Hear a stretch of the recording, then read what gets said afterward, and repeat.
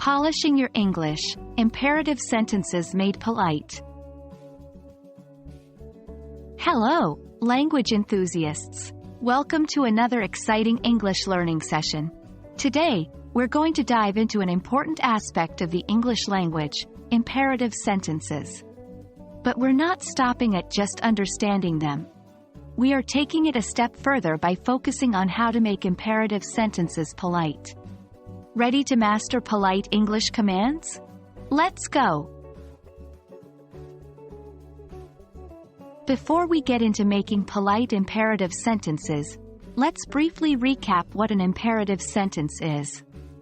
An imperative sentence is a type of sentence that gives commands, instructions, advice, or expresses requests.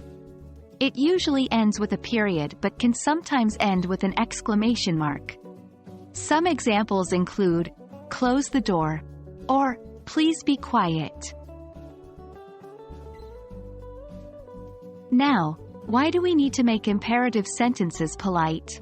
English, like many languages, is not just about grammatical correctness but also about the tone and context. When you're speaking or writing in English, it's important to consider the feelings of the person you're communicating with. Politeness in your language helps maintain a respectful and considerate atmosphere. Politeness in imperative sentences can be achieved in several ways.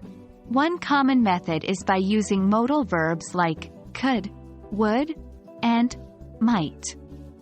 Another method is through the use of introductory phrases such as please, kindly, or would you mind. For instance, instead of saying, "Open the window," you can say, "Could you open the window, please?" Or, "Would you mind opening the window?"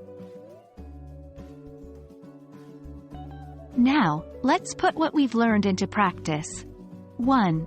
Try to change this sentence into a polite imperative sentence. Give me the report. 2. Transform this command into a polite request. Stop talking. Remember, practice makes perfect. So, don't hesitate to create your own sentences and ask for feedback. And that's it for today's lesson, folks. We've learned about imperative sentences and how to make them polite. Being polite in your language is a sign of respect and consideration for others, so keep practicing these polite forms. I hope you found this video helpful and informative. Until our next English language adventure, keep learning and stay curious.